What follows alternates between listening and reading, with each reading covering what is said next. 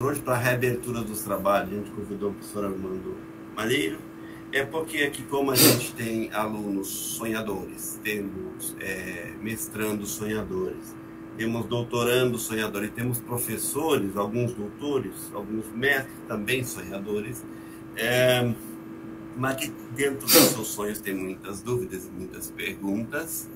Então a gente resolveu trazer o tema de hoje, né, professor Armando, sobre esse café com pesquisa, né, que o professor Armando lá no seu grupo de pesquisa, que eu até participo com o maior prazer, ele trabalha a ideia do chá, né?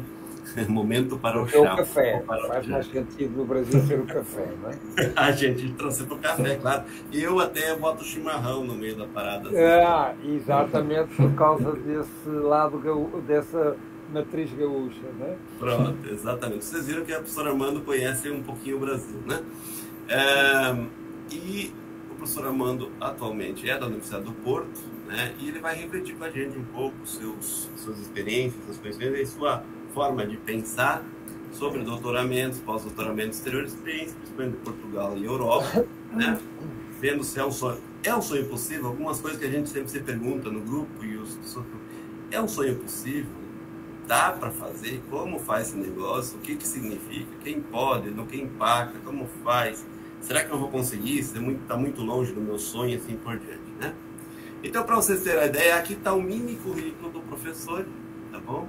Não vou meter muito, porque se eu lesse todo, mas vamos lá. Ele é professor Armando Manuel Barreiros Malheiro da Silva, ou conhecido simplesmente professor Armando, professor Malheiro, professor Malheiro. Compridos, não faz muito jeito. Pronto. Ele é professor catedrático do Departamento de Ciência, Comunicação e Informação da Faculdade de Letras da Universidade do Porto, né? Mas ele é interdisciplinar, ele é doutor em História, ele também tem graduação em Filosofia, tem pós-doutorado em Biblioteconomia, Arquivologia, e atualmente ele é doutor do programa de doutoramento em Informação e Comunicação em Plataformas Digitais, que é uma parceria da Universidade do Porto e da Universidade de Aveiro. Tem dedicado décadas de trabalho para pesquisa na área da informação interdisciplinar, conferencista convidado, pesquisador colaborador, orientador, consultor ad hoc da Universidade de Coimbra, Universidade do Minho, Universidade de Évora, Universidade Católica Portuguesa. No Brasil está desatualizada essa lista, mas assim, a grosso modo que eu consegui resgatar, a Universidade da Bahia, Federal da Bahia, Federal do Espírito Santo, Federal de Santa Catarina, Federal de Pernambuco, USP, também já atuou na UFPB. Depois ele atualiza isso para mim aqui, porque é muita coisa, né? Não, mas pode abreviar, Roberto, pode abreviar, que assim fica mais fácil. Tá, então pronto.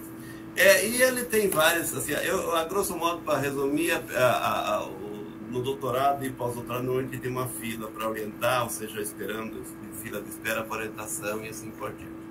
Então, para não perdermos mais tempo, eu vou de imediato parar essa apresentação e passar a palavra para o professor Armando Malheiro, para ele poder falar com vocês, porque ele mesmo costuma dispensar essas apresentações formais, porque apesar de toda essa genialidade, é uma pessoa fantástica, uma pessoa humilde, e a humildade é uma sabedoria, né?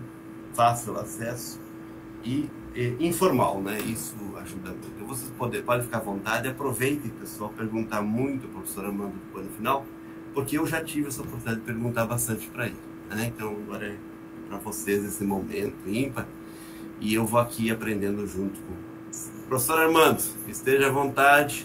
Agora eu vejo que chegou a professora Vitória também, vamos ver quem mais chegou. A Flávia chegou também, vamos lá. Vai chegando aos poucos mais alguns. Pedro, e assim para o professor Pedro, e assim por diante. Tá bom? Professor, esteja à vontade. Ora, então, muito bom dia. Aqui já começa a ser boa tarde.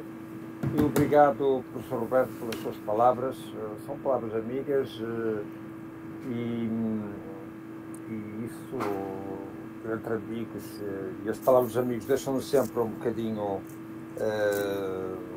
atrapalhados, porque são sempre exagerados. Amigos sempre exagera no que diz, mas é com muito gosto que eu participo neste encontro que, como o professor Roberto disse, se inspira numa atividade muito simples que se foi desenvolvendo graças à colaboradora do nosso centro, que é a professora Catarina Passos, que penso que já apareceu também aqui neste encontro, a explicar um bocado a iniciativa, que foi ela que teve a ideia, que é o tal Titano, que é um encontro mensal em que se pede a membros do próprio grupo de pesquisa e pessoas fora e do próprio centro para se apresentar. Eu gostaria talvez de começar por saudando a todos, naturalmente, e esperando que possam estar à vontade para pôr todas as questões.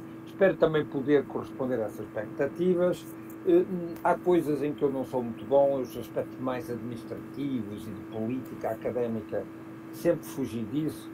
Acho que não combinam, como se diz aí no Brasil, e eu gosto muito de muitas expressões que tenho aí aprendido convosco, tenho aprendido imenso. Não é a minha praia, nem quero que seja, e portanto há outros aspectos mais de estrutura e de concepção em que me sinto mais à vontade. Mas eu gostaria de explicar uma coisa que é logo uma diferença entre a estrutura científica no Portugal e no Brasil, até na Europa e no Brasil, que é, embora no Brasil também haja coisas híbridas, porque lá está, vocês conseguem sempre fazer síntese, misturas de vários modelos. Aqui na Europa e em Portugal nós temos centros de investigação, não temos grupos de pesquisa. De como vocês têm aí, todos pendurados no CNPq, se é assim que eu não sei se entretanto a coisa mudou, mas há também a possibilidade de grupos de pesquisa e de laboratórios. Aqui há uma estrutura que é a FCT, que é uma espécie de CAPES, que financia as universidades para poderem ter no seu seio centros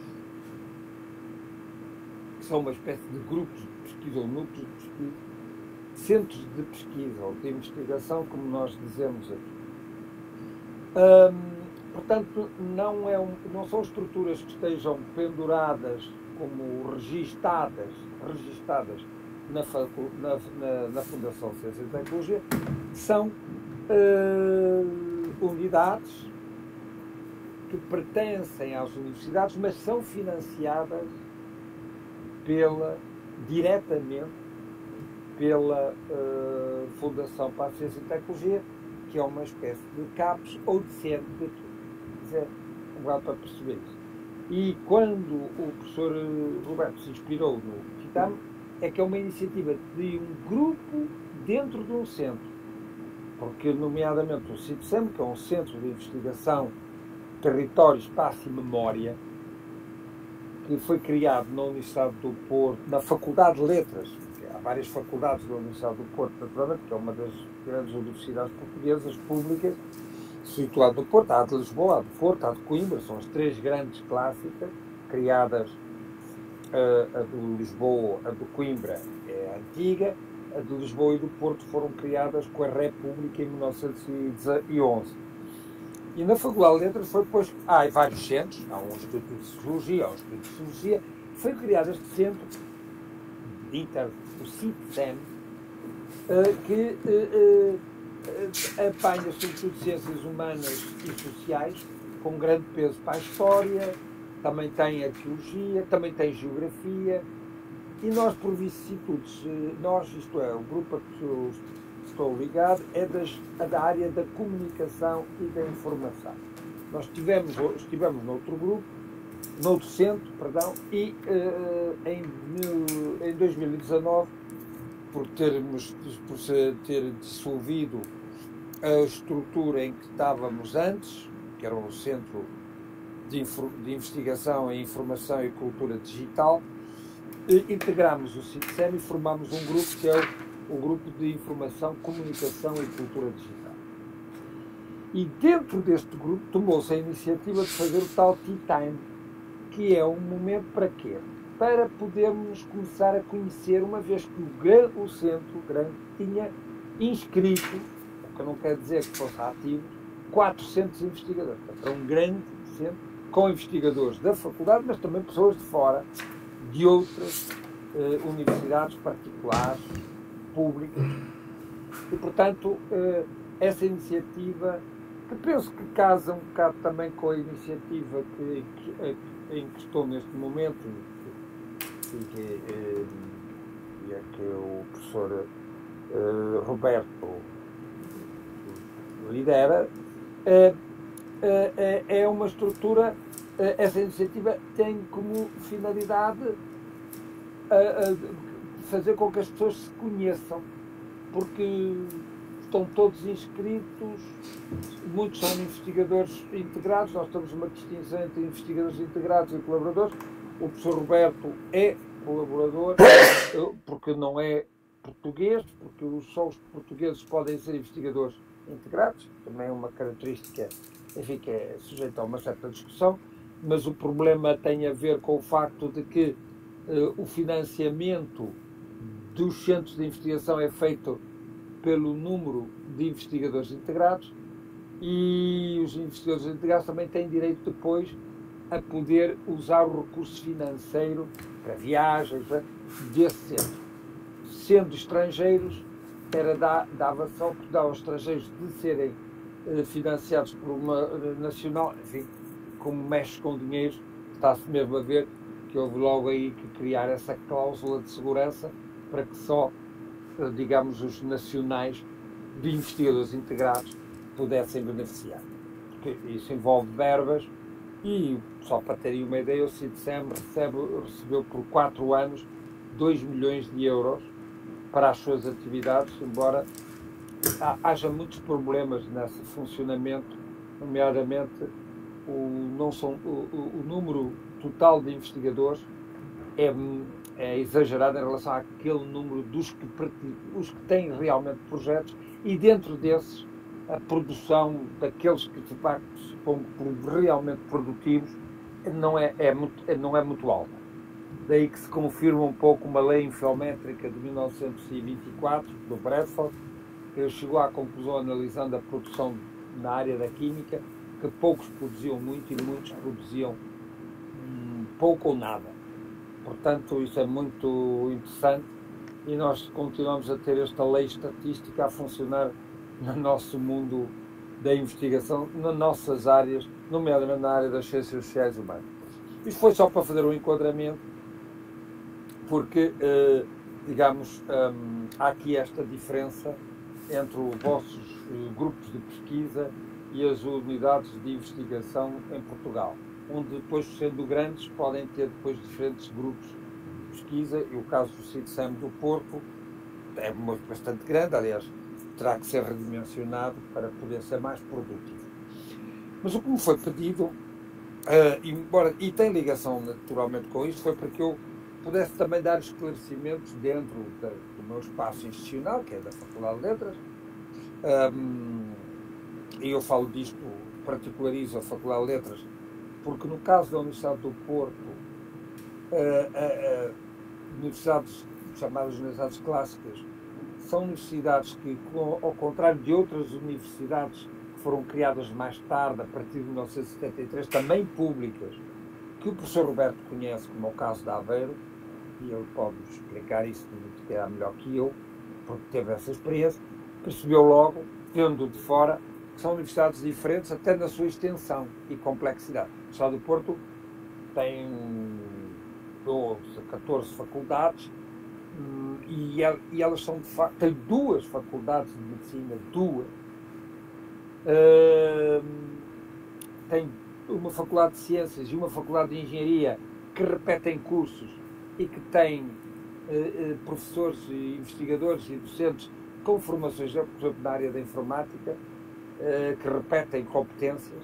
Portanto, uma universidade muito complexa, muito grande, e onde as faculdades têm um poder muito grande. Portanto, é aquilo que eu costumo chamar um arquipélago de faculdades. A Faculdade de Letras, como com outras faculdades, as Belas Artes, faculdades de farmácia, faculdades... A de arquitetura tem tido certa visibilidade por alguns arquitetos famosos que nós temos, Vicisa Vieira, escultor, que deram projeção à faculdade. São um pouco a Faculdade de Desporto, da Motricidade, fazem parte de um grupo das faculdades menores, das ilhas mais pequenas. Mas há as grandes ilhas, que não são muitas, e que são mais poderosas. Está aqui um desequilíbrio que é fruto de uma estrutura com esta complexidade. Na Faculdade de Letras, e depois cada faculdade tem o seu regime, portanto nós não encontramos, há aqui muita diversidade na gestão e nas práticas destas diferentes faculdades. Há até um ditado que diz: cada roca com seu fuso, cada terra com seu uso. E aqui na universidade ajusta-se isso. Se formos para universidades como a do Minho, da Aveiro, ou da UBI, da Covilhã, ou de Trás-os-Montes, e o professor Roberto percebeu um bocado essa diversidade, essas são consideradas universidades novas e são universidades mais pequenas, com uma estrutura que não é muitas vezes de faculdades, é de escolas ou de departamentos, e que formam de facto unidades em que a própria reitoria tem um poder muito efetivo sobre toda a universidade. No caso da Universidade do Porto, de Lisboa, de Coimbra, mas muito evidente no caso do Porto.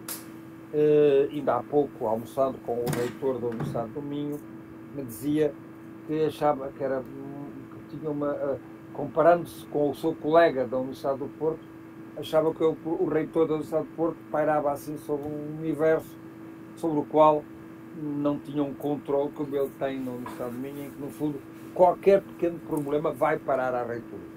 Portanto, isto é bastante curioso, porque isso depois tem implicações na própria dinâmica interna.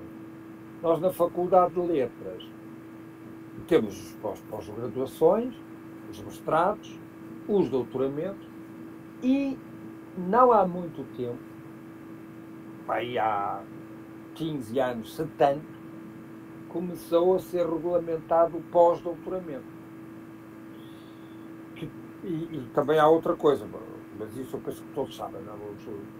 Toda a pós-graduação e a graduação é paga em Portugal já há muito tempo. Aliás, na verdade, o ensino público gratuito em Portugal, mesmo no período mais revolucionário e em que havia um peso mais forte da esquerda,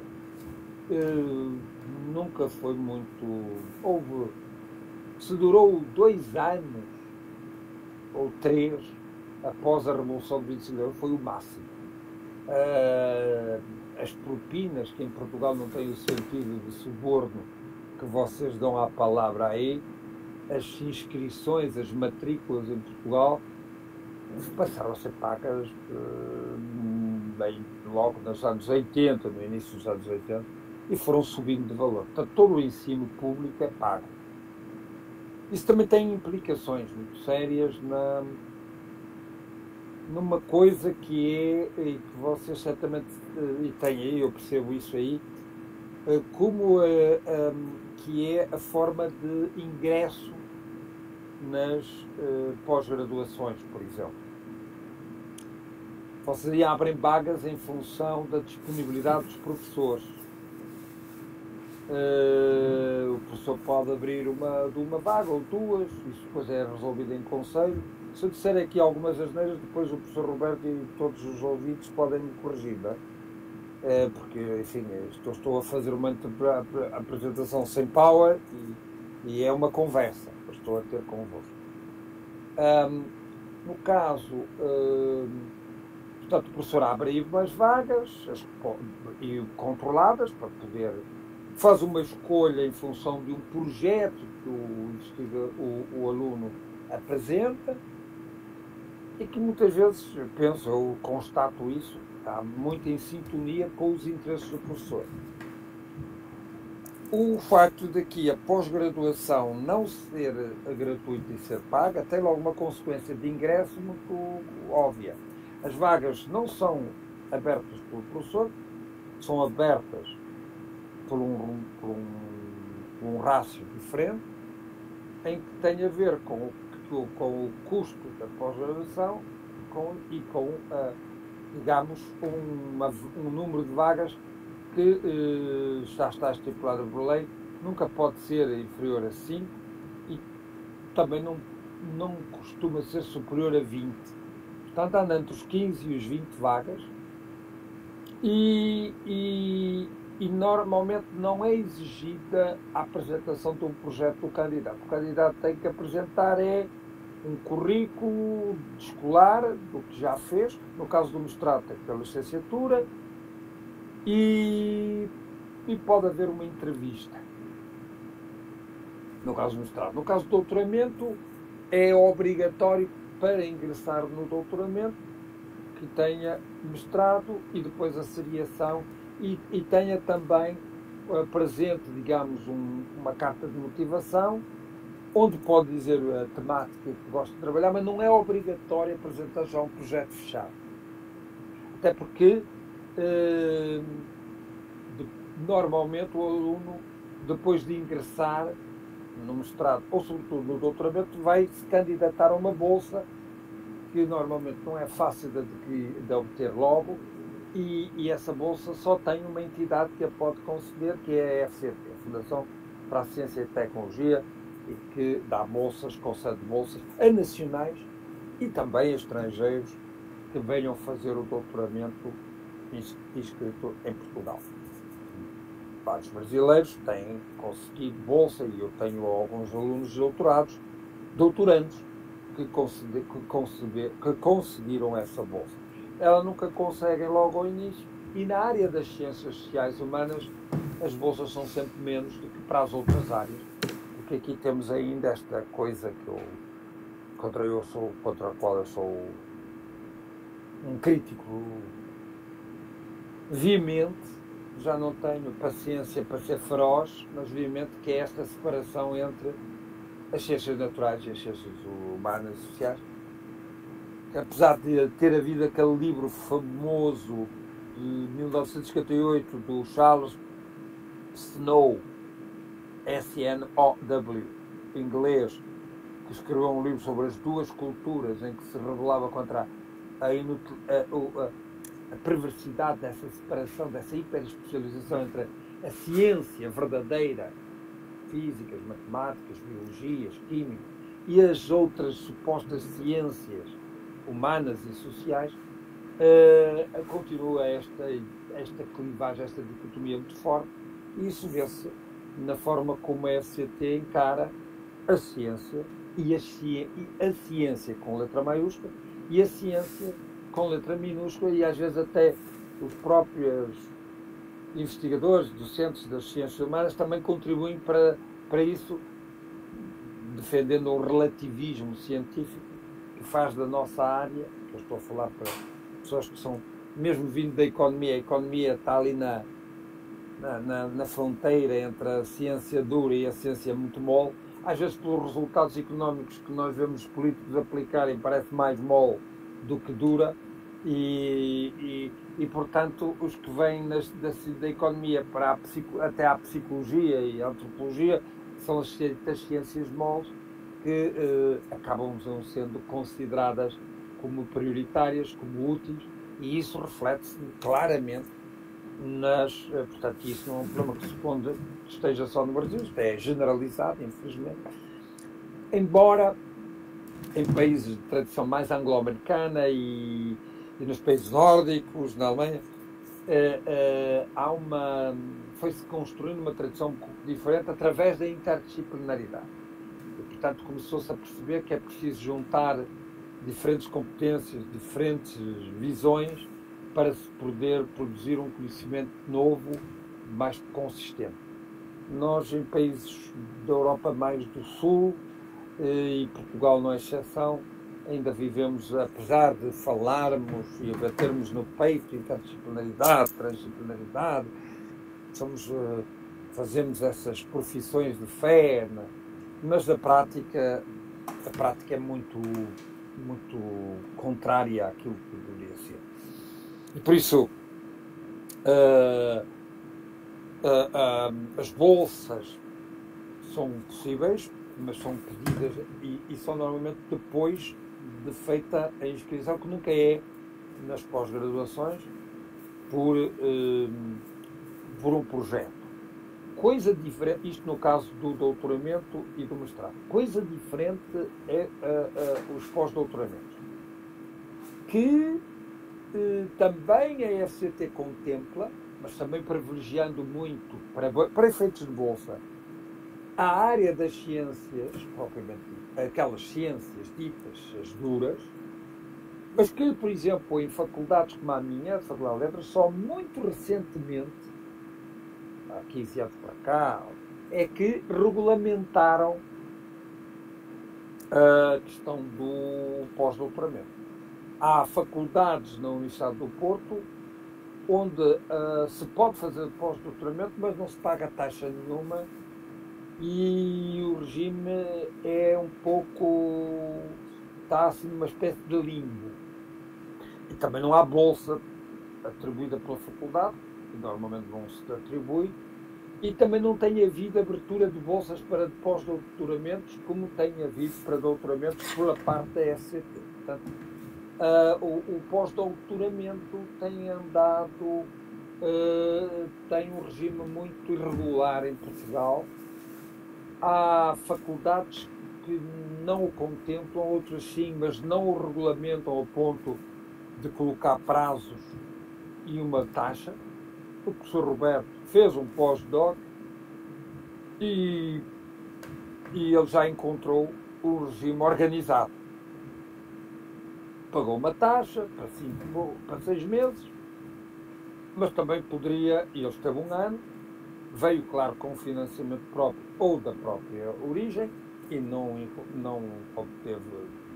teve possibilidade de bolsa, porque também não tem aberto bolsa da FCT para esse efeito, mas a partir do momento em que se inscreve, seja por 6 meses, seja por um ano, é um aluno de pós-doutoramento, no sentido de que é um investigador que fica a colaborar com um tutor. Portanto, há aqui de novo, como nos doutoramentos, a figura do tutor ou do orientador, mas há várias diferenças em relação ao projeto.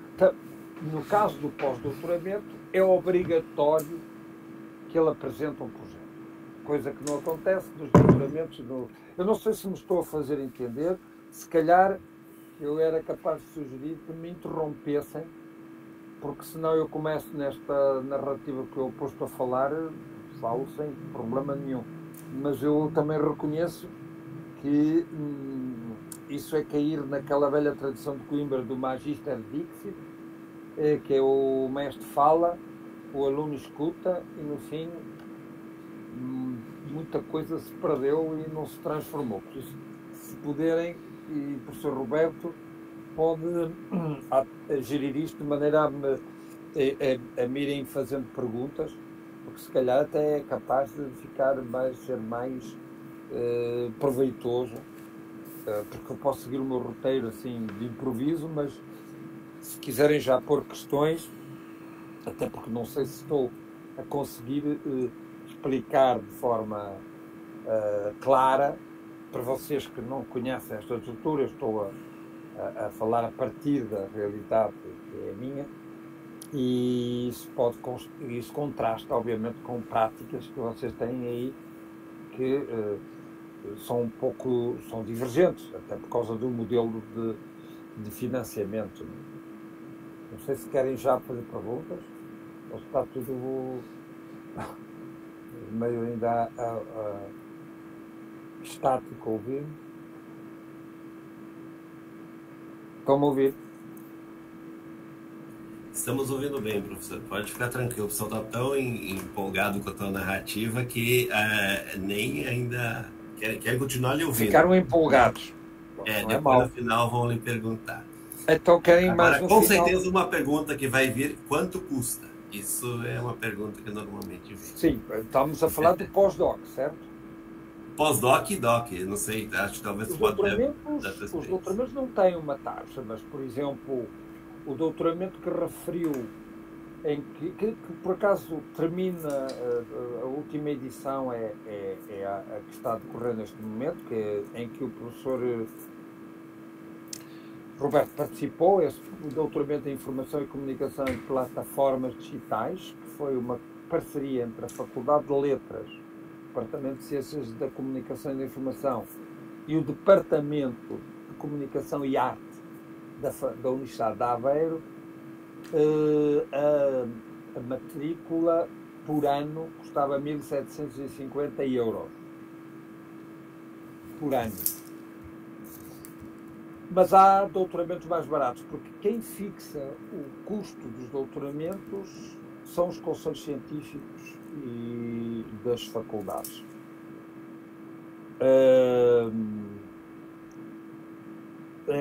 Porque de acordo com uma lei que essa é a seguir ao 25 de Abril, de 74, dos anos 80, que é a famosa lei concedeu, dentro de um espírito também democrático, que foi recuperado após os 48 anos de ditadura e de Estado Novo, que é a lei da autonomia universitária.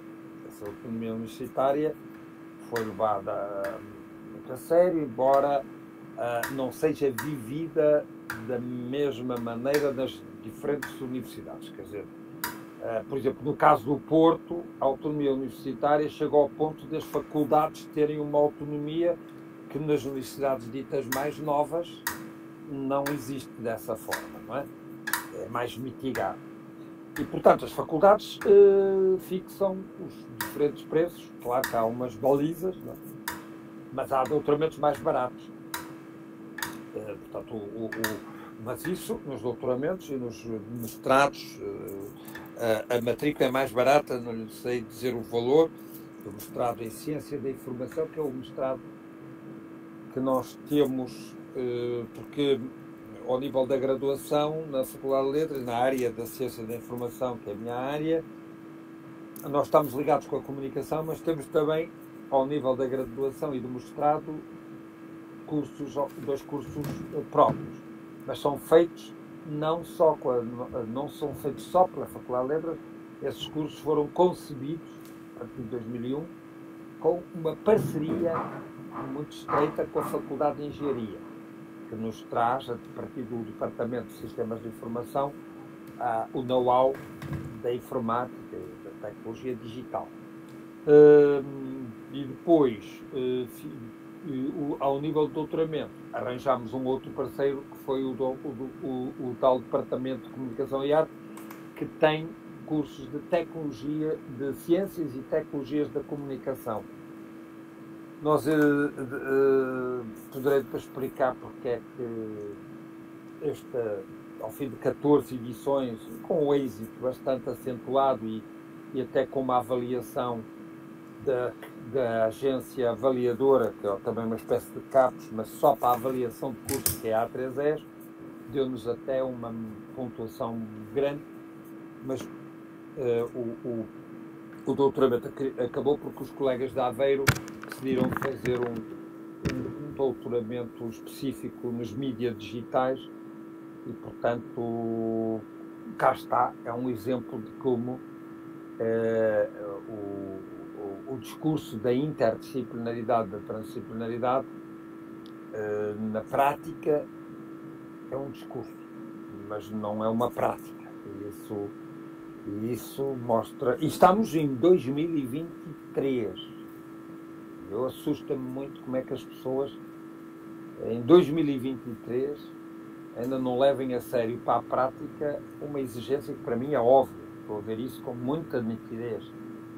O futuro da humanidade e da ciência não se vai fazer de outra maneira que não seja em rede e de uma visão transdisciplinar, inter e transdisciplinar. Isso para mim é claríssimo. Mas o povo continua iludido com ou imerso nos seus preconceitos e nos seus interesses pequeninos. Portanto, assim a mudança vai ser mais dolorosa. Estamos a viver uma mudança vertiginosa e profunda. Acho que já toda a gente percebeu isso, embora não esteja a ser encarada com muita seriedade, como esta questão da inteligência artificial, que o pessoal acha que é uma moda, e isso não é uma moda. É o sintoma final de uma mudança estrutural no modo de estar, de viver, de fazer, de agir,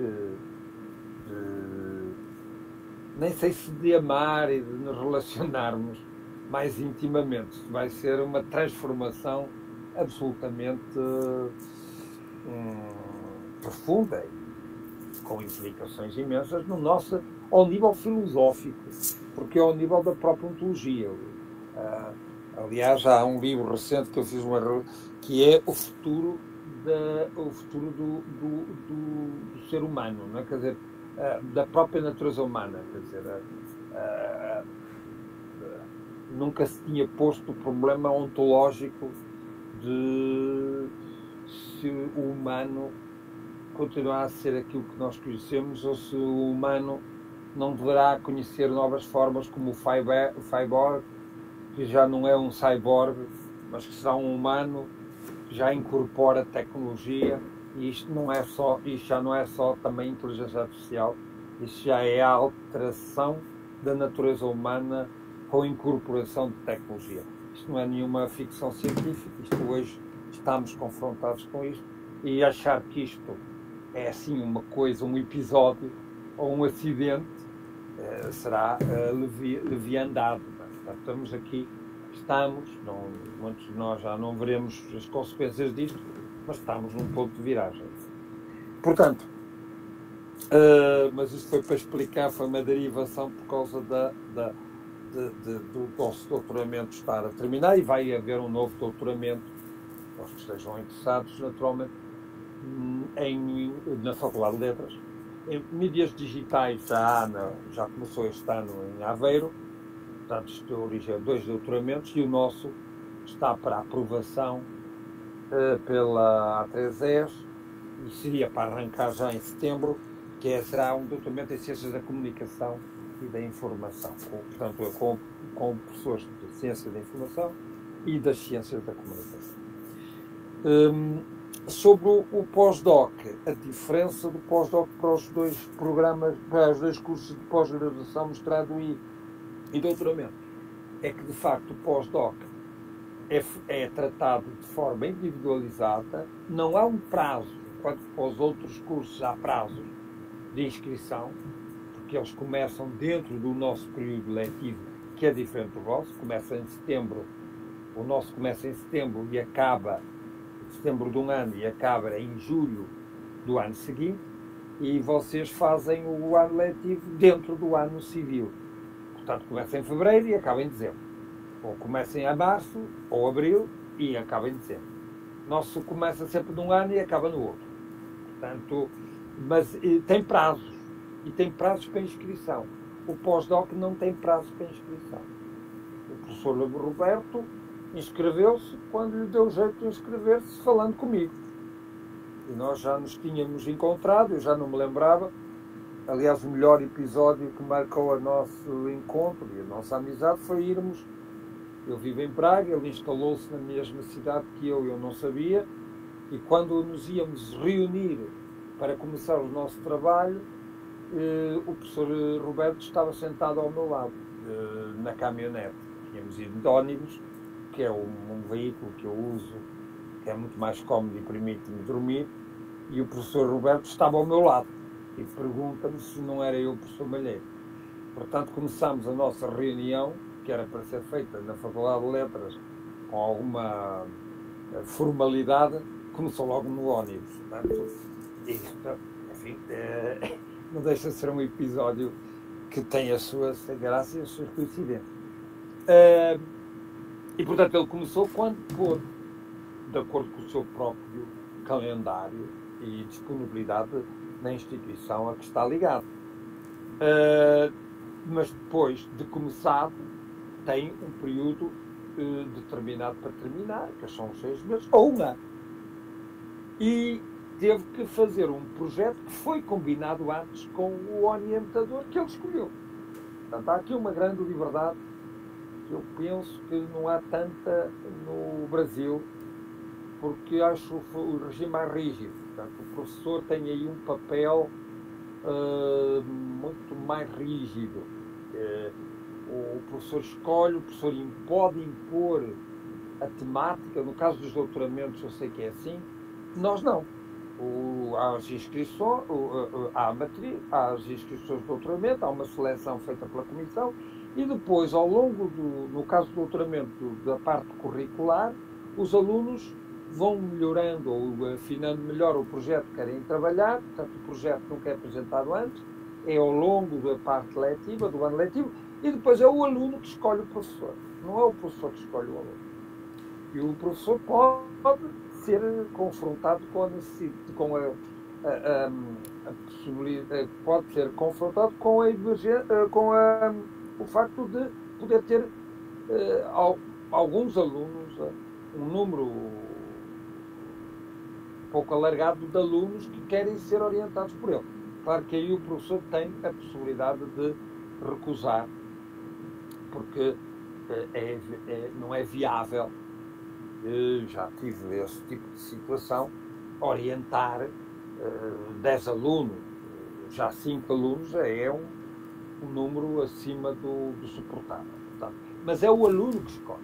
No caso também dos pós-docs, o tutor é escolhido pelo pós-doutorando, escolhe quem quer para seu orientador. Mas no caso do pós-doc, há tal exigência de ter um projeto e de o cumprir ao longo desse período. E o projeto pode não ser uma pesquisa do mesmo jeito da pesquisa do doutoramento, que é, obviamente, uma pesquisa propriamente dita. Foi o que fez o professor Roberto, que vinha com a ideia de um livro sobre as negociações, a área dele, um trabalho muito interessante, que depois meteu um outro livro, que foi as negociações, que aliás foi apresentado e que eu colaborei com muito gosto, ligando esta interculturalidade com as negociações nos PALOP. Não foi um livro fácil de organizar, mas o professor Roberto é uma pessoa que, além de grande capacidade de trabalho, tem uma capacidade de organizar e de sistematizar os seus projetos e estabeleceu relações, persistiu com um jeito muito próprio, muito afável, e conseguiu reunir, conseguiu cobrir praticamente portanto, a participação de representantes dos vários países, para explicar como as práticas, ou as melhores práticas, dentro dos diferentes contextos culturais, para poder empreender uma cooperação, seja económica, seja de outro tipo, até de organizações não governamentais com fins não lucrativos, as negociações para cooperar, seja com fins económicos, seja com outros fins. E fez depois também o seu livro, o seu projeto, que era a produção de um livro. Mas o pós-doc pode ter outros objetivos. Pode ser baseado, por exemplo, na criação de uma estrutura, de um laboratório, de um observatório. Tive vários casos de pós-docs que o objetivo principal foi, para além de publicar 1 ou 2 artigos a respeito desse foco, desse tópico central, que seria a criação de um laboratório, ou dos observatórios. Observatório de ideias, ou observatórios, como foi criado no âmbito do contexto, sobre um congresso que ainda se mantém, foi criado numa colaboração da FEA com a ECA e com a Faculdade de Letras, que era sobre tecnologia, gestão da tecnologia e de sistemas de informação. Portanto, criação de laboratórios. O professor Francisco Paleta, da USP, da ECA, teve a fazer comigo um pós-doc de 4 anos, que foi prolongando por 4 anos, para criar um laboratório de informação e comunicação e de inovação. E é um laboratório que tem já um espaço físico com computadores, está a ser agora montado, está em fase de montagem, foi criado pela própria escola, com o apoio da escola, para servir à área de informação, mas também da área da comunicação, e ter poder também ser um instrumento de internacionalização da própria escola. E eu sei que a Universidade Brasileira está hoje fortemente empenhada na internacionalização, e este tipo de projetos são, obviamente, uma boa forma de criar as condições para essa internacionalização. Sendo certo que a questão da internacionalização e da cooperação entre Portugal e Brasil é também uma canção, um samba ou um fado bonito, de som agradável e bonito e comovente, mas também depois é aquela história que esbarra na falta de dinheiro. E depois a falta de dinheiro dos dois lados. E do lado português é evidente. Depois os pedidos de bolsa, etc., são frustrados com muita frequência, e uma das razões é, para além de haver uma certa discriminação, há uma certa discriminação, que eu acho, entre das nacionalidades e do que é considerado mais prioritário em termos de cooperação, porque, por exemplo, Portugal deveria colaborar e cooperar estreitamente com o Brasil. Para mim, a cooperação Portugal-luso-brasileira é estratégica. Mas para os decisores, embora possam encher a boca com esta irmandade que temos, depois, em termos práticos, os projetos orientam-se ou para a Europa, ou para a América, ou para a Ásia. Agora anda muito essa ideia da China e dos países asiáticos, quando nós devemos privilegiar aquilo que seria a nossa vocação natural, e irmos buscar aos nossos irmãos brasileiros, digamos, fazer com eles projetos que reunissem as nossas competências, as nossas características que as temos, que depois poderiam ser convertidas em projetos e em produtos que acabariam por ter uma projeção e um impacto na Europa e por aí fora. Não? Mas não tem sido isso a prática, de facto. E portanto,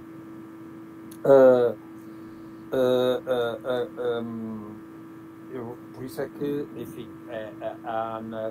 na atribuição de bolsas, critérios que não se entendem muito bem. Por isso é que a falta de investimento e a falta de atribuição de verba ou uma predisposição para apoiar, sem grandes hesitações, projetos de cooperação que se montem neste espaço luso-brasileiro, enfim, atrapalha esta vontade de cooperar, não é? Atrapalha, inibe e torna e não lhe dá, não permite, não potencializa. Nós podíamos fazer projetos que depois redondariam em grandes... Eu daria um exemplo. Por exemplo, temos um projeto que começámos aqui em Portugal, que foi eleito para financiamento pela FCT, mas depois foi eleito, mas como não havia dinheiro, apenas nos disseram que estávamos elegíveis. Mas como não havia dinheiro, de 30 elegíveis, só 4 é que receberam dinheiro. Nós, mesmo assim, através do CITSEM, de financiamento, conseguimos que o FICSEM nos esteja a financiar, e vai acabar esse projeto este ano, que é um projeto sobre a gestão de informação em pequenas e médias empresas. Nós montamos o projeto envolvendo colegas da UFMG, a Eliane, que o professor Roberto conhece porque participam ativamente no Tea Time, no Cláudio, Pessoa, e a ideia é o quê? É que eles, ao participarem connosco, possam também depois ver se replicam este projeto lá e colaborem connosco. Nós conseguimos, por exemplo, já realizar um seminário em setembro do ano passado com o dinheiro que temos para este projeto, que foi de 50 mil euros, e vamos fazer depois um seminário cá este ano para conclusão do projeto, trazendo os colegas. Mas isto exige uma certa imaginação, verbas pequenas. Este projeto, quando foi apresentado a financiamento, atingiu os 90 mil, porque é fazer um inquérito a nível nacional, mesmo depois reduzindo-lo a um nível só de 2 regiões, Norte e Centro, e com um conjunto de medidas que viessem a constituir um modelo para implementar a gestão de informação numa área, que é a área das pequenas e médias empresas, que é estratégica em Portugal e no Brasil, mas que está completamente ao abandono. E então, se falar de gestão de informação para estes empresários, é falar de algo que eles não têm consciência, sabem. Eles tomam decisões com base em informação todos os dias. É como se respirar, eles estão a respirar todos os dias, mas não ficam a pensar muito tempo no oxigênio de que precisam para viver. É natural. E é como calha, com melhores ou piores pulmões. E a gestão de informação é feita, encarada assim. Portanto, estão a ver, isto é um projeto que estamos a implementar, com alguma imaginação, conseguimos alguma verba, e estamos a tentar e a puxar para o projeto logo colegas brasileiros. Eu, pelo menos, é assim que atuo, e o professor Roberto sabe disso. E, portanto, aí há na Faculdade de Letras e na minha área este interesse estratégico muito claro. Agora, esbarra depois na falta de, ao nível superior, das entidades, das agências financeiras, é mesmo a consciência, né? E isso é pena, e isso já deveria estar a mudar, e ainda não mudou. O engenheiro tem que haver impacto e tem sobretudo a haver uma continuidade, que aquilo que se faz no projeto, os produtos do projeto, possam perdurar no tempo e atingir o maior número de pessoas e sentir-se de facto que chegam à vida das pessoas. Ou que tem impacto nas futuras tomadas de decisão e na ação dos decisores políticos e institucionais. Mas isso é um desafio muito complicado. Professor, não sei se... tá começando a repercutir de forma bem interessante, né? Detalhe interessante é que a professora Flávia fala aqui sobre qual a importância em estabelecer as parcerias internacionais na ciência. Pesquisa o tema e gostaria de ouvi-lo. Agradeço por dialogar conosco. A professora Eliane diz que o modismo virou também a palavra internacionalização, e Eric diz que a globalização era a moda do passado, agora é a internacionalização. A professora Ana aqui agradecendo a sua sinceridade, não querer vender ilusões, ou seja, dizendo exatamente sinceridade. E eu perguntaria à professora Ciana, dando sua experiência, que tem uma vivência boa com a Espanha, também estudou na França, assim por diante, os demais países europeus, a dificuldade é semelhante, é parecida? O Portugal é o mais simples ou mais complicado nisso? Sim. Era para a professora Luciana falar?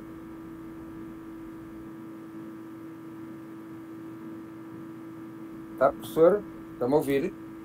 Estamos ouvindo. A pergunta é para mim? É para ti, é para ti. Eu pensei que fosse também, porque eu ouvi dizer que a professora Luciana, não é? Que trabalhou também na França, foi isso? Ou era para mim? A Aliane Aliane, é Aliane. professora de francês, é. Aliane. Eu estudou em França. Bom, a Europa são Europas. Portanto, apesar da União Europeia ser muito descritiva e haver uma intenção muito grande cada vez que esta União Europeia seja, tem uma visão federalista em que haja cada vez mais um espírito europeu uniforme e tal, a disformidade é evidente. Né? E, portanto, aquilo que cada país trazia com as suas tradições e com as suas práticas anteriores e sua matriz cultural e de mentalidade que já vinham de trás, elas manifestam-se hoje claramente. E os franceses têm uma postura, embora hoje as coisas também estão-se a transformar, evidente, e há tal efeito globalizador que tende a uniformizar, mas os países continuam com práticas muito próprias. Não é? O caso, por exemplo, o emprego científico e a mobilidade do emprego científico sendo muito mais móvel, por exemplo, nota-se muito mais numa Europa do Norte, mais rica, mais organizada, em que os investigadores circulam muito de um lado para o outro. E o que acontece é que investigadores da Europa do Sul tendem para poderem também, de algum modo, concretizar as suas expectativas, tendem a ser imigrantes e a ir para esse circuito de investigação nesses países. Alemanha, França já menos, Inglaterra, claro, também Estados Unidos e países nórdicos. Porque encontram lá condições mais objetivas de trabalho. Não é? Eu venho percebendo que nós em Portugal, em Espanha também, mas em Portugal nós estamos a brincar um bocado às universidades e à investigação, porque para podermos competir e sermos concretizarmos, nós temos que fazer uma articulação mais equilibrada entre a investigação e a docência, mas permitindo que os investigadores e docentes, que também são docentes, investigadores e docentes, não depois fossem consumidos por uma máquina burocrática que tem crescido muito e eu vejo no Brasil também, vejo isso, portanto, aquela doença que eu chamo reunite crónica, que se perde tempo a reunir e se gasta muito tempo a discutir coisas, é que as pessoas são obrigadas a decidir em conselhos e em burocracia, quando isso, por exemplo, em países de uma Europa mais eficiente, isso é feito com o apoio burocrático. O Estado paga, ou a Universidade paga a funcionários para fazer o trabalho burocrático. E de apoio que é fundamental para as candidaturas. O nosso colega Moisés Rocambach, que é um gaúcho também, patrício do Cruz Roberto, está neste momento, conseguiu uma bolsa de Visitor Professor em Leuven, na Bélgica, está a trabalhar num projeto sobre ética digital e eles vão fazer uma candidatura, vão-nos tentar envolver a nós, também, na Faculdade de Letras, no CITSEM, mas eles têm lá uma estrutura de apoio muito eficiente, muito profissional, e os investigadores concebem os projetos, mas depois a função deles é investigar. Nós em Portugal andamos a ser um bocadinho paus para toda a obra e isso, obviamente, não. Portanto, há diferenças sim nos países, há diferenças na forma como se encara e como se tem condições para investigar. E depois aqueles investigadores ou os docentes também já estão tipo sénior, como eu já serei um sénior, sou titular, quer dizer, séniores, e isso no Brasil também já há essa tendência, que é os títulos, e daí eu vejo, por exemplo, as pessoas preferirem a pós-graduação e darem menos importância à graduação, porque depois também pontua menos. Enfim. Mas o problema é, os titulares já estão não se ocuparem quase da graduação e estarem só na pós-graduação. Em Portugal não é assim. Eu leciono na graduação e leciono na pós-graduação e tenho que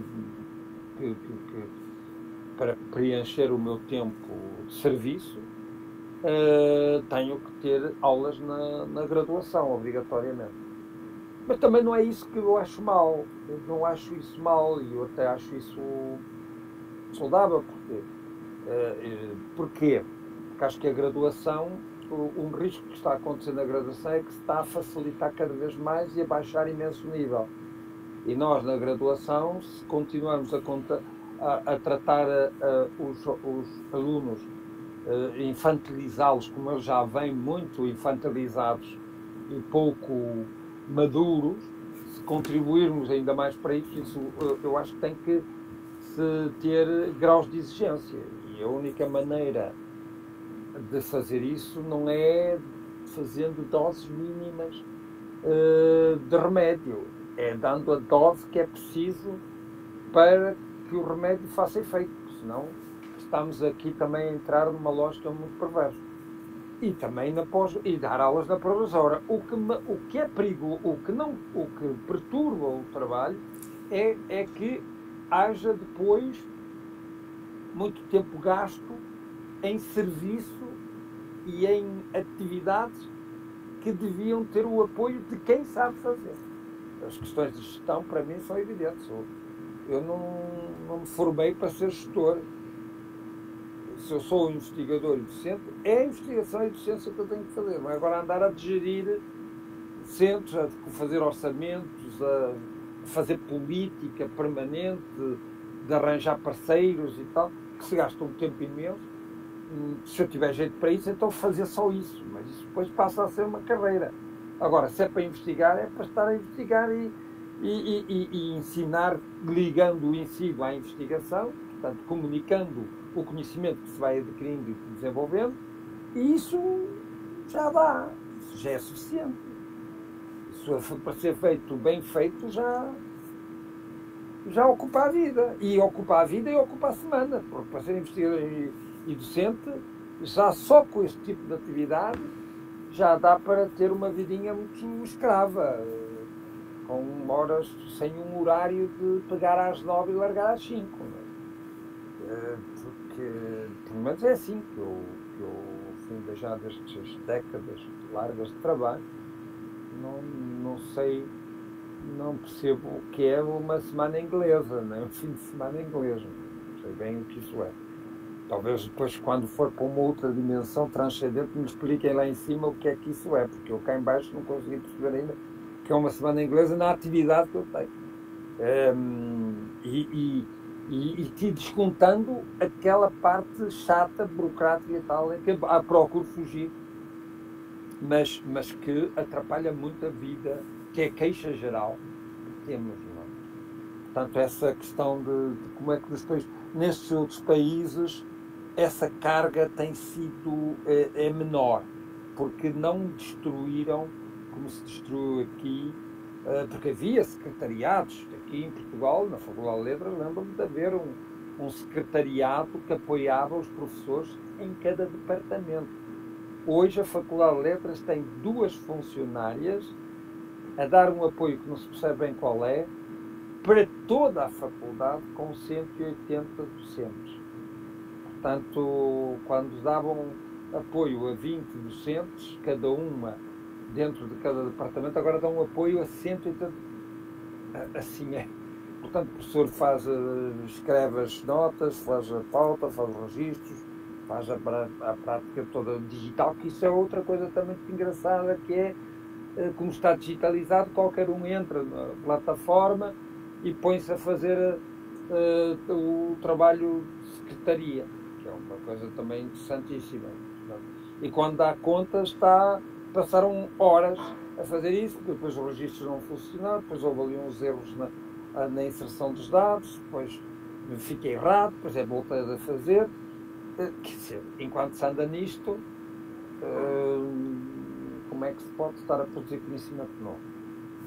Se me explicarem como é, eu fico com muita curiosidade de saber. Gostaria muito de saber como é que, fazendo tudo isto, se consegue inovar e competir internacionalmente, mundialmente, com colegas, ou então entrar em parcerias com colegas de outras universidades. Claro que aí só podemos ir de parceria, de arrasto e com muito esforço pessoal, porque não encontramos o mesmo apoio back-office que os outros têm. Isso é um problema. Isso é um problema. E é um problema que se nos põe, por exemplo, para os portugueses e brasileiros, porque eu, ao dar-vos este quadro, já deu para perceber que nós, no fundo, não estamos em barcos muito diferentes. Mas temos que fazer coisas. Claro que nós temos uma vantagem.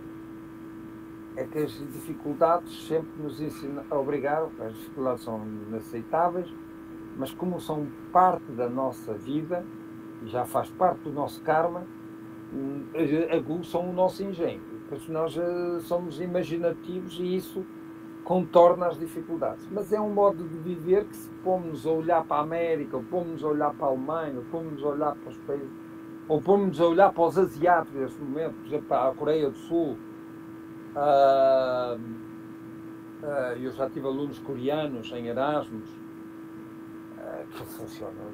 Aquilo é produtivo porque aquilo não andam a fazer o tricô que nós fazemos, nem pouco mais ou menos. As coisas estão organizadas de maneira que há objetivos, e aquilo tem que ter resultados. Mesmo na área das ciências humanas e sociais.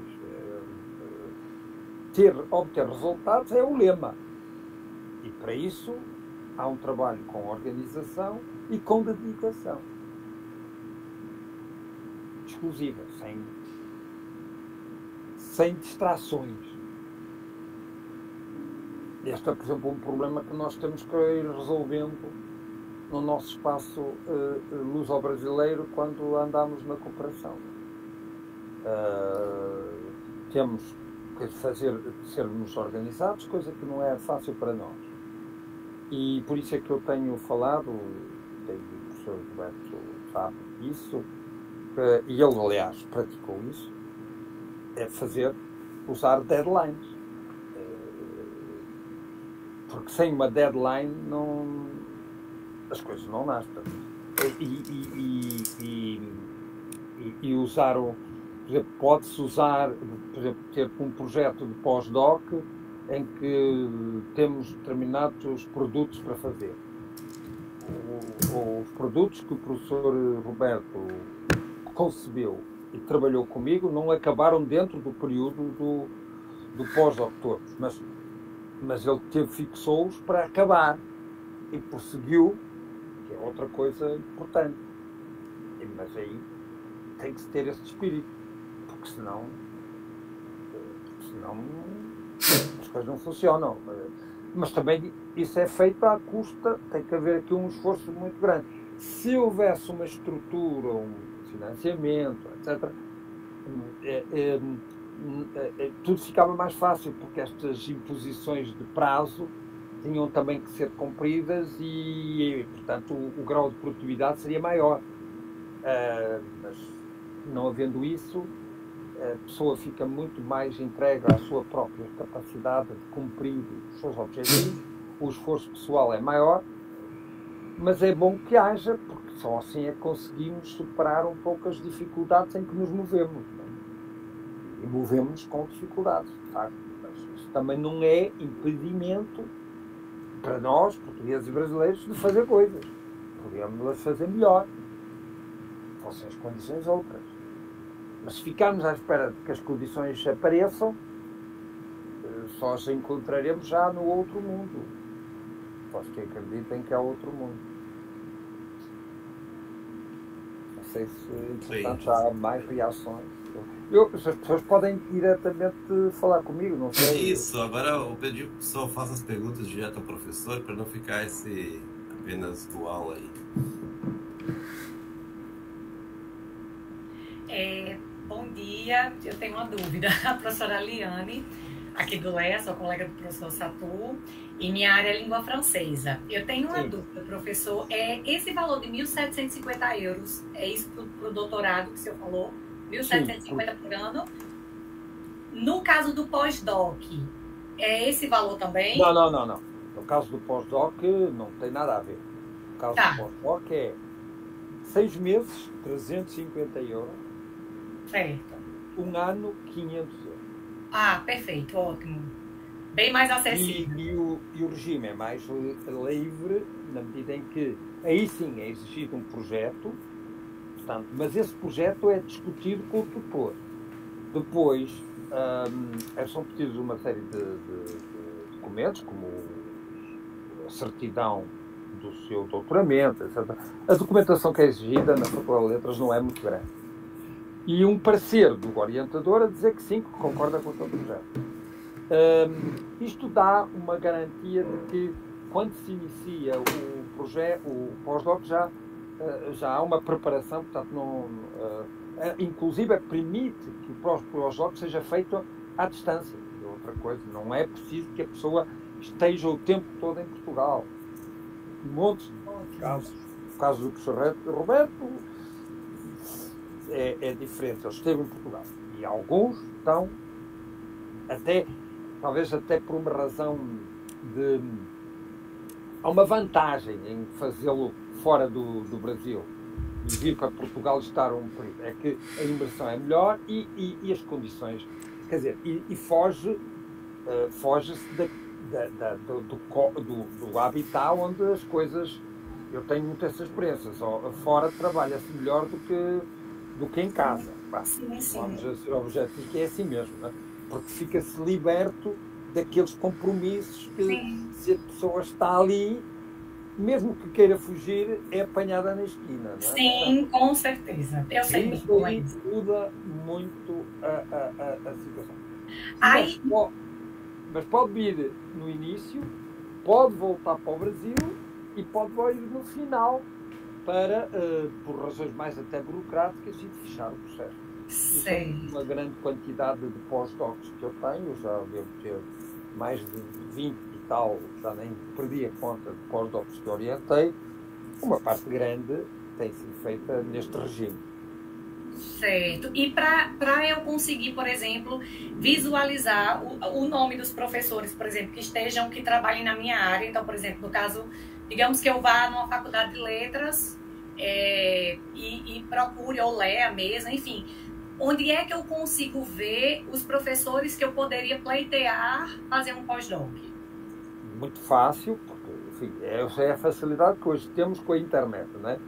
É ir ao CIGAR, ao www.letras.up.pt, que é o site e que depois procura em cursos, o pessoal de centro, e por aí, e também pelos centros de pesquisa. Também tem o CITSEM, CITECEM,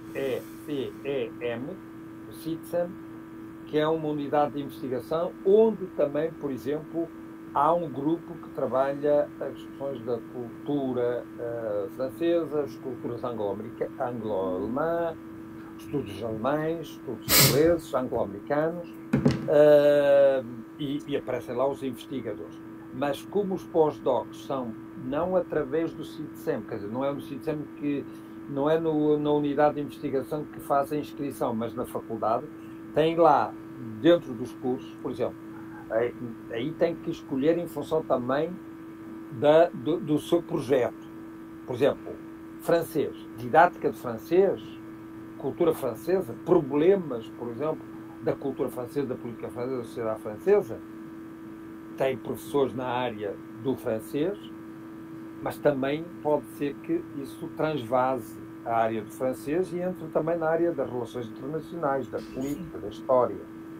Sim. Portanto, Aí também convém que tenha a ideia de não ficar fechada nos aspectos apenas linguísticos. Sim, né? sim, sim.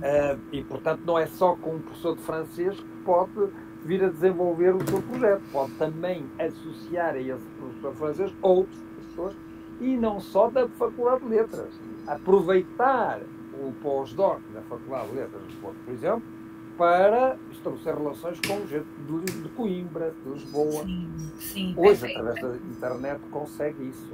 Também estabelecer contactos, fazer... Aliás, o professor Roberto encontrou-me uma vez e depois mandou-me um mail.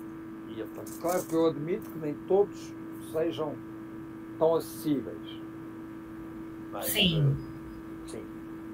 Tá, Mas se não forem acessíveis, se adianta, vira as costas e procura, vai bater a outra porta. Exato, exatamente. Tá ótimo, professor, muito obrigada. Nada.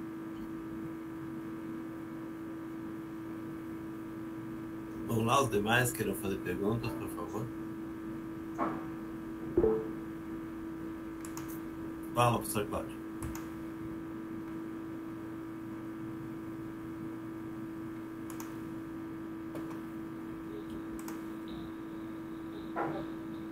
Tá?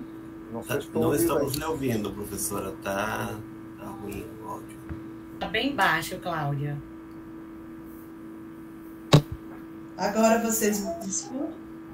Sim, só que tá dando um eco. Tá dando microfonia, alguma coisa assim de repetição. Então, deixa eu... Agora sim, agora sim, Pronto. agora sim. Ouvi. Tá. Que a minha internet tá ruim, tô tentando ficar aqui em dois... no tablet, no computador, mas enfim, que bom que estão escutando. Professor, eu queria primeiro lhe agradecer pela disponibilidade, por prestar tantas informações para a gente. E lhe fazer algumas perguntas. Eu fui lhe escutando e fazendo várias perguntas, e à medida que o senhor foi falando, algumas já foram respondidas. Então, eu vou focar, né, no que ainda tem. O que diante da fala do senhor, que eu penso que pode servir para todo mundo. O senhor mencionou, né, em algum momento o professor Sato perguntou quanto custa, né, e aí o senhor mencionou que uma determinada universidade, que eu peguei só o valor, o curso, a matrícula do doutoramento era 1.750 euros, que havia outros mais baratos. Tá. Aqui no Brasil a gente tem uma cultura do parcelamento, né, de pagar parcelado, pagar mensalmente. Sim. Pronto, a minha pergunta é a seguinte: esse valor de 1.750, nesse exemplo específico, aí eu estou tentando saber se isso seria para a maioria das universidades. Esse valor é pago de uma vez só, esse valor é parcelado, e além do valor de matrícula, a gente teria parcelas mensais, porque aqui a gente tem mensalidade, né? Tem a matrícula, que é uma coisa, e as parcelas mensais, que é outra. Como isso acontece, esse pagamento aí? É igual. Igual nesse modelo, né? Quando não é gratuito, aqui o pagamento é feito. Há uma inscrição, mas isso é um valor residual. Depois é o pagamento desses 1.700, pode ser parcelado. E, inclusive, pode ser mais. Por exemplo, imagine que está num regime de trabalhadores estudantes, ou seja, não consegue terminar até... Porque aqui há um prazo para fazer o doutoramento, que são 3 anos. Mas, se pedir o regime especial, ou parcial, regime parcial, não faz em 3 anos. Pode fazer em 4 ou 5, e obviamente que estende o parcelamento de acordo com esse regime. Portanto, ao nível do pagamento há modalidades que facilitam, não há como aí, quer dizer, e aí também é uma questão lógica de tornar também, isto é uma questão económica e comercial, não é? Tornar o produto fácil de ser adquirido. Se paga à vista e inteiro, é mais difícil de comprar do que se for parcelado, não é? Nós só não temos em Portugal uma coisa que tem muito de vocês no Brasil, que é poder comprar tudo em parcelas várias, não é? Isso aqui em Portugal não temos isso, né? Isso não temos. Mas estou a falar dos produtos. Ou comprar uma máquina de café, isso tudo pode. Aí é tudo parcelado. Aqui é por inteiro. Às vezes fazem umas promoções, às vezes fazem assim umas coisas, mas metem juros e tal. Embora até aí as coisas têm vindo também a mudar, porque a concorrência é muita, a globalização aí faz-se sentir, não é? Portanto, para alargar o consumo, para combater as crises de consumo, faz-se umas estratégias mais agressivas. Mas quanto ao parcelamento, sim, pode ser parcelamento. Certo, obrigada, professor. Uma outra pergunta que é decorrente dessa também é o seguinte: esse valor é da matrícula, né? Enfim, são os custos do curso, mas do real para o euro existe uma diferença muito grande, né? Então, isso significa que para a gente residir em Portugal, a gente teria que lidar com custo de vida muito maior do que a gente está acostumado aqui. Dito isso, o que tem sido comum na universidade da gente, né, na Universidade Federal da Paraíba, é que acordos internacionais, pelo menos com a graduação, o que se faz os alunos, né, são liberados desse pagamento dessas taxas. Isso, na verdade, é uma pergunta de gestão, né? Eu sei que o senhor tinha dito que não é uma coisa que exatamente é a sua praia, né? Mas, assim, diante da sua experiência, existe, eu não diria se é comum, mas, enfim, há um precedente de, por exemplo, se a Universidade Federal da Paraíba fizer um acordo com uma determinada universidade em Portugal, essas taxas serem dispensadas para pós-mestrado, doutorado e pós-doc? Que a Universidade da Paraíba tem um protocolo com a Universidade do Porto, isso tem, e é um convênio antigo. Que a Universidade Federal da Paraíba tem sobretudo a partir na área da ciência da informação, isso eu sei, com a Faculdade de Letras, temos também. Né? Agora, que nesses convênios está lá o intercâmbio de professores, alunos, isso tudo está previsto. Depois vai-se para a prática e a libertação portanto, a isenção, que é a palavra certa, de taxas, isso aí já mete dinheiro e aí as coisas já não são assim. Portanto, fica sempre naquela expectativa de que a pessoa possa obter bolsas, que depois são muito difíceis de obter. Portanto, na prática, o que facilitava isso, e agora notou-se uma quebra de alunos brasileiros, não é só por causa da disparidade entre o dólar, entre o euro e o real. O problema é que agora também estamos a sofrer uma coisa que durante anos, mais de 10 anos, em Portugal, o custo de vida era baixíssimo. E os brasileiros sentiam isso. Já era mais caro em Espanha, ou em França, ou em outros países, e em Portugal o custo de vida. Agora estamos a ser atacados com o custo da guerra, pós-pandemia, temos a inflação. De qualquer modo, por exemplo, uma coisa que se tornou muito mais complicada é a questão da habitação. Né? Portanto, o que não quer dizer que não... claro que isso acaba sendo algo superado por uma coisa que é aquele emprego informal, que dá para pagar a renda do quarto e tal, depois não dá para muito mais, e então os alunos estão a viver um pouco neste esquema, não é? Mas é evidente que o baixar as taxas, elas também não são muito altas, a verdade é essa, até à graduação, até ao mestrado, a matrícula não é cara, porque é um valor que pode andar, digamos, parcelada. Imagina, 800 euros parcelado, não é um valor como o dos doutoramentos, portanto, a nível da graduação e ao nível do mestrado é inferior ao doutoramento. Mas é evidente que é um problema. E isso aí eu acho, eu não sou, a minha praia não é gestão, mas acho que a minha praia é o bom senso e a lógica. E eu não percebo, claro que isso aí teria que haver uns critérios também de avaliação, por exemplo, os alunos poderem ter as taxas livres, mas também depois terem uma prestação académica de qualidade. Mas eu não percebo, com tanta cooperação, com tanta coisa, com essa conversa de amizade, e agora foi reafirmado isso com o Presidente Lula e com parte do Presidente Marcelo, tanta amizade temos com o Brasil e a importância de Portugal na comunidade dos países da língua oficial portuguesa, e depois na prática não se facilita essa isenção de taxas ou de matrícula, mas isso é um problema político. Isso é exclusivamente um problema político. Não é? Como foi agora, por exemplo, permitir finalmente aos brasileiros não terem visto por um ano.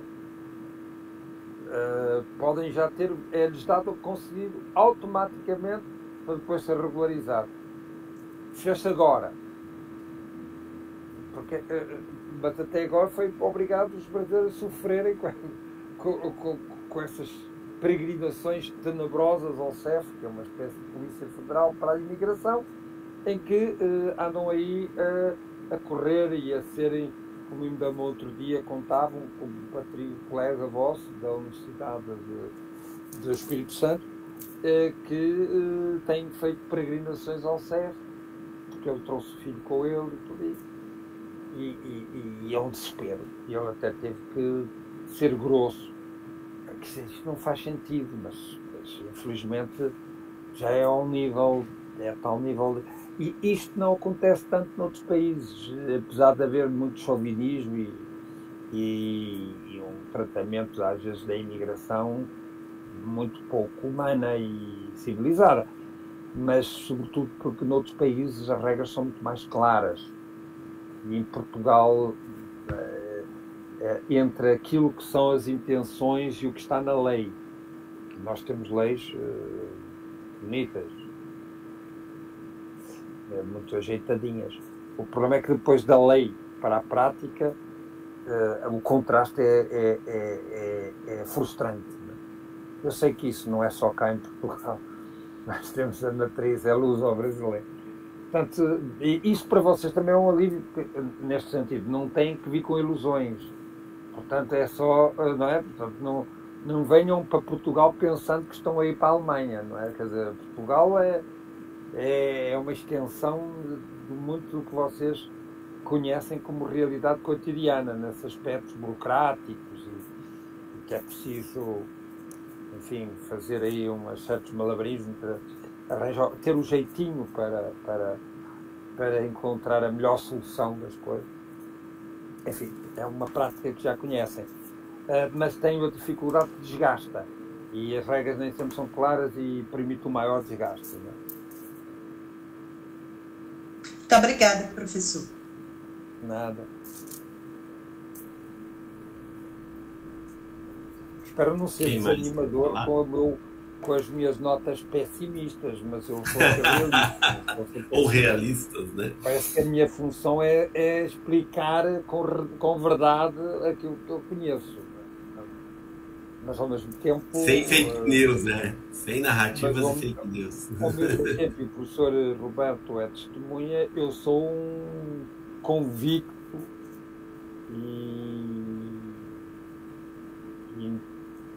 enfim, com um convicto fervoroso da cooperação luso-brasileira. Naquilo que eu posso, naquilo em que eu consigo me mexer, no sentido de colaborar e ajudar, eu acredito muito na capacidade de portugueses e brasileiros poderem trabalhar juntos e fazer coisas muito interessantes. Acredito mesmo nisso e tenho já provas disso. Agora, podíamos fazer muito mais e muito melhor. Se me perguntam se nós conseguimos cooperar num nível competitivo, se quisermos falar em termos de competição, com outras parcerias internacionais, nós ficamos muito abaixo. Porque encontramos condições que nos atrapalham. Porque se nos pusermos a trabalhar juntos, nós depois temos outra coisa curiosa. Nós fazemos parceria de trabalho, mas nós juntamos, criamos logo, e os brasileiros nisso têm essa riqueza humana, que é o lado humano e afetivo. Portanto, no fim, não nos limitamos a fazer um trabalho científico juntos. Há também um trabalho que aprofundou a relação humana. E isso é uma mais-valia. Porque isso gera maior confiança, maior cumplicidade,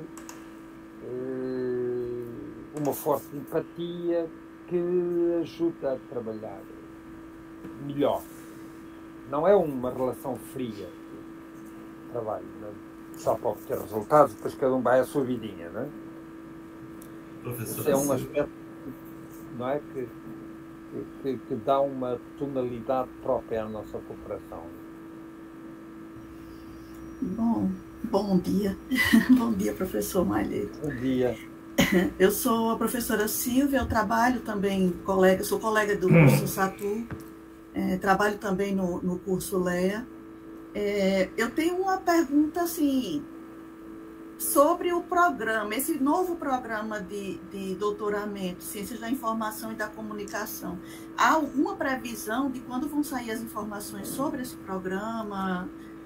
A previsão é que, para arrancar este ano, eles têm que estar... Eu soube que a agência já mandou uma informação recente para o diretor do curso, que parece que, portanto, que nominalmente até sou eu, mas como eu de gestão não é a minha praia, tenho sempre quem me ajude nisso. Portanto, as minhas colegas já entraram na minha página, já foram buscar lá a informação que foi dada. Penso que foi positivo, portanto, em princípio ele deve arrancar em setembro. Sim. Não me constou que tenha havido, porque ele já foi entregue o ano passado, já vieram uns pedidos burocráticos, umas coisas, umas trapalhadas burocráticas para completar isto e aquilo. É que eu não procurei me manter um bocadinho afastado. As informações sobre seleção, quando mais ou menos apareceram? Pois, exatamente. Para ser este ano, a seleção há de ter que ser, para poder ser este ano,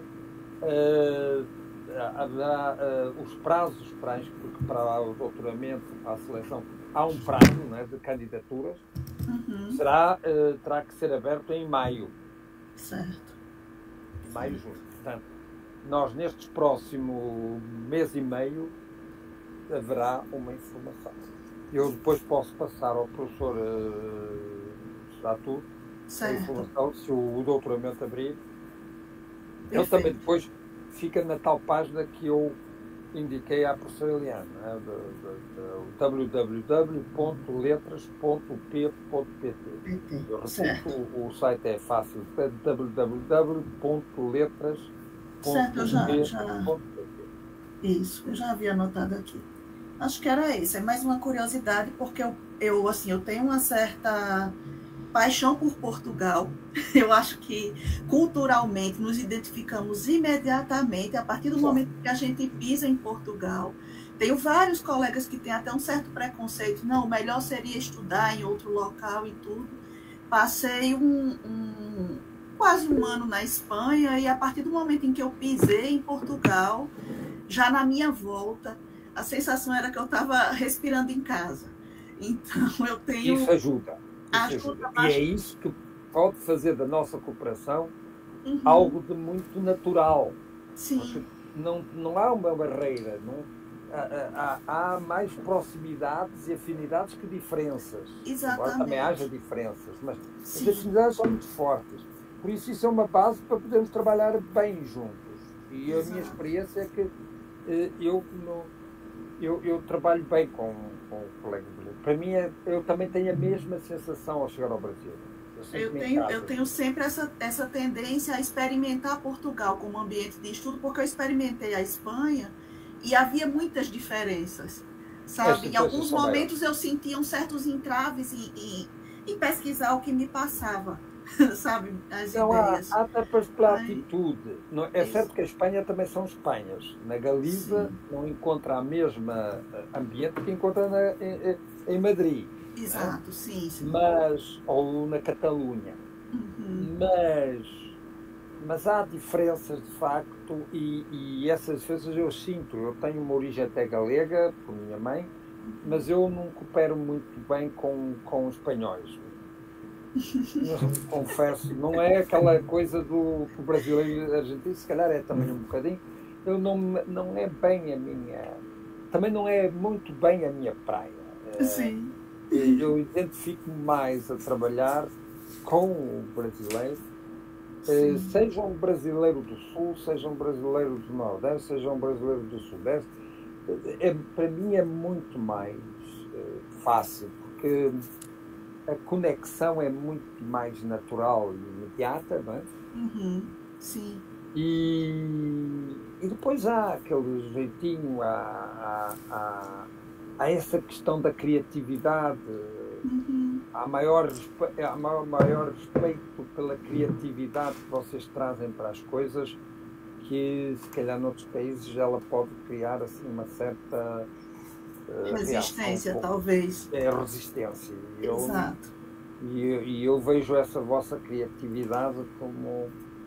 Eu só não concordo muito com uma coisa que não tem a ver com a mentalidade, foi com hábitos de práticas letivas, formativas, e o professor Roberto sabe que é uma coisa com que eu tive que lidar no início e fui assim, sempre muito assertivo, que é a questão de ficar em cima do muro em termos académicos. O Brasil tem um bocado a tendência de colher muito de todo lado, mas depois fica em cima do muro, não se define, e essa coisa de não se definir em termos académicos Sim, é muito então, porque é diferente, mas em termos académicos ficar tudo em cima do muro é uma coisa que não. E eu é uma penso, certa timidez, talvez.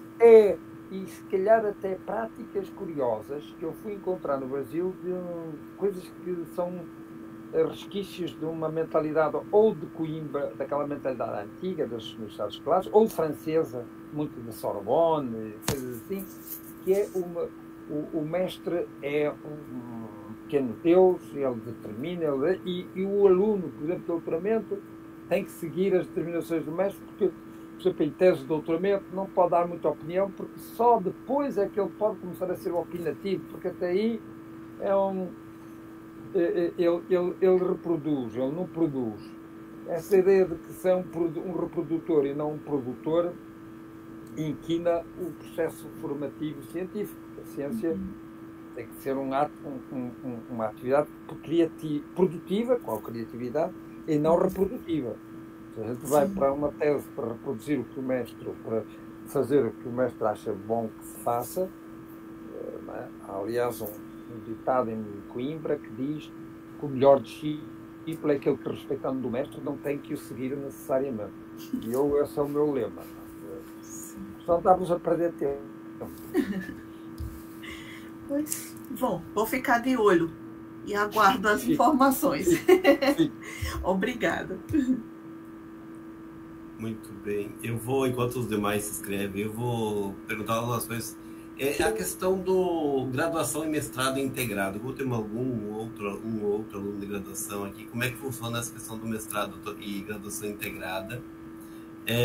Se a questão por pertencer a países de língua portuguesa, se tem alguma diferenciação, se tem algum desconto e assim por diante. E por fim, mais uma aqui, a questão do doutorado, mestrado e doutorado de sanduíche, se vocês têm recebido muita coisa. Sim. O sanduíche, tranquilo, aliás, para Portugal não traz grandes problemas em termos de, para a Universidade Portuguesa, de custos, não é? Porque, em princípio, é financiado de origem. Mas também havia uma certa indefinição, que era um mestrado ou um doutoramento de sanduíche. Era vir cá uns 3 meses e o aluno trocava impressões com o professor, ou o mestrado ou o doutoramento de sanduíche é um doutoramento de coorientação. Eu entendo que ele é um doutoramento de coorientação, ou seja, se o aluno arranja 3 meses e arranja um professor na Universidade do Porto ou na Federal do Doutor, é para não vir só cá colher umas informações, é porque vem buscar uma coorientação complementar à orientação que recebe aí.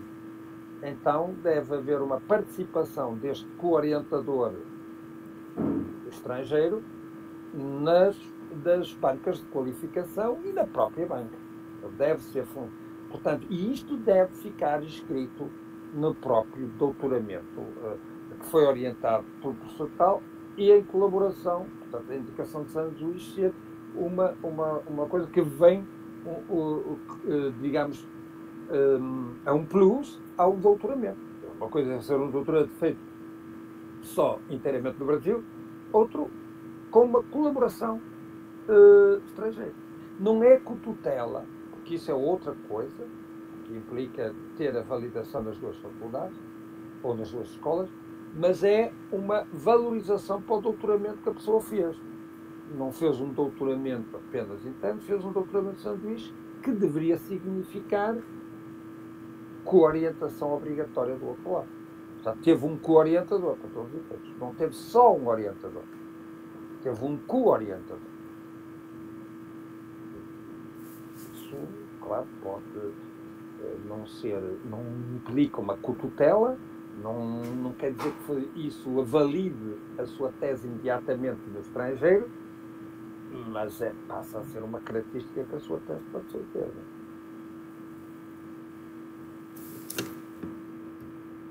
A questão dos descontos e o mestrado e graduação integrada.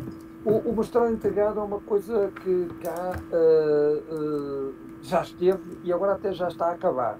O mestrado integrado teve a ver com Bolonha e com a possibilidade de juntar a graduação ao mestrado.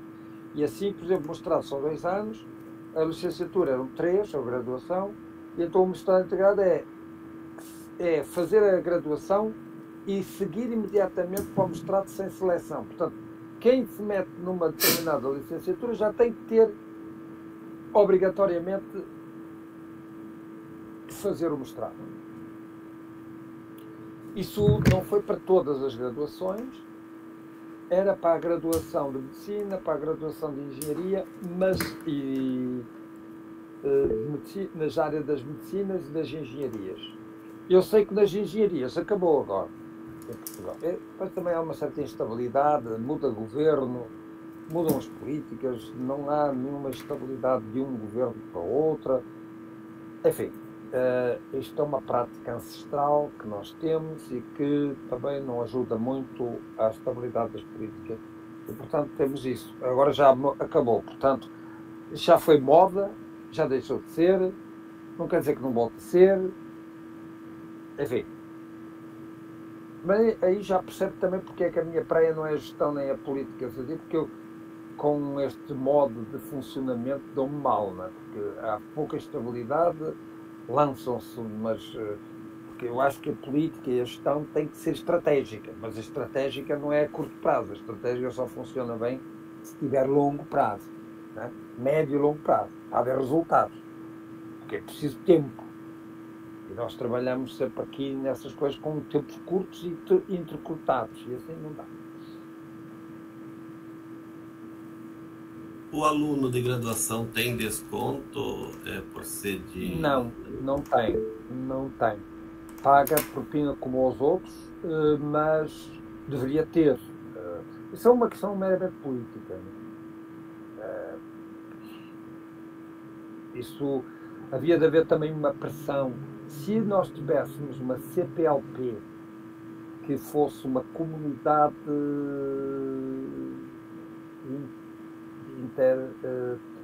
uma comunidade de países irmãos com objetivos bem estreitos, apesar das suas diferenças e de problemas de estarem em posições diferentes, em contextos diferentes.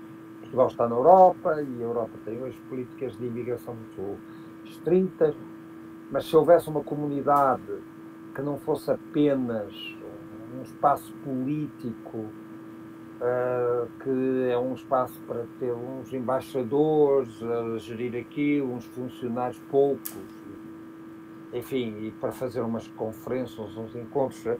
Se fosse algo mais do que isso, e eu falar disto, eu estou a falar de algo que o professor Roberto já percebeu e conhece, e portanto estes efeitos que eu estou a apontar, ele certamente os partilha, seria um espaço ótimo para resolver problemas destes, para pressionar politicamente os países, nomeadamente Portugal e Brasil, que são dois países importantes nesta comunidade, para começarem a dar um exemplo e começarem a estudar maneiras de aliviar custos e permitir uma maior... mas também, claro, com exigências. Para facilitar as taxas, para não se pagar, devia haver... Isso eu reconheço que não seja fácil, porque custos há sempre. Agora, teria que ser compensado de uma outra forma, não é? Com resultados,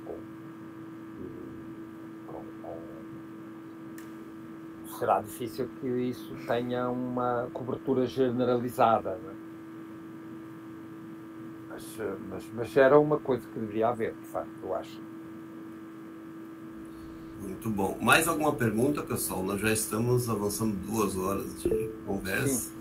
Eu ainda vou almoçar. E o professor acho que não almoçou ainda. Já é 2 horas aí em Portugal. Aqui já é para a hora do almoço. Vocês ainda estão... Está atrasando o almoço. Ainda estão sob o efeito do café da manhã. Mas, e já estamos a caminhar... já está em pleno almoço. Muito bem. Ok, acho que ninguém mais. Professor, nós queremos agradecer em nome do grupo. Esse teu perfil franciscano, mostra aí, né? Que deixou seus compromissos, suas obrigações e tudo mais para nos atender. Sabemos que sua agenda é complicada, mas é organizada, é interessante. E a gente causou uma pequena desorganização ao pedir esse evento aí. Na verdade... depois eu faço essa pergunta aqui de Alisson para finalizar. Então, na verdade, professor, muito obrigado pela sua contribuição, pela sua desenvoltura. Sabemos que acho que semana que vem tu já está no Brasil de novo para dar sua contribuição em várias universidades. Não será na próxima, será mais tarde, no final do mês, sim. O professor vem 4 vezes por ano ao Brasil para trabalhar. Ela sente-se bem quando vem de Portugal, fica com essa sensação, nós temos essa partilha. Nós temos bem que no Brasil é como estar em Portugal, né? Para mim é igual. Claro. Eu até quando fiz meu pós-graduação, meu pós-doc, aí às vezes o professor ele dizia, não, eu estou no Brasil. Eu digo, opa, peraí, como eu vim para cá? Mas tá... É verdade, é verdade. Outras vezes estava em Guiné-Bissau, Angola, Timor, assim. Se queremos cooperar, temos que ter esta mobilidade, temos que nos sentir e estar nos dois passos, não cooperar sem fazermos este circuito também é um bocadinho estranho, não é? Nós temos que, para o bem e para o mal, estar sempre nesta imersão, não é? Muito bem. O Alisson fez uma pergunta aqui que nós vamos registrar para finalizar.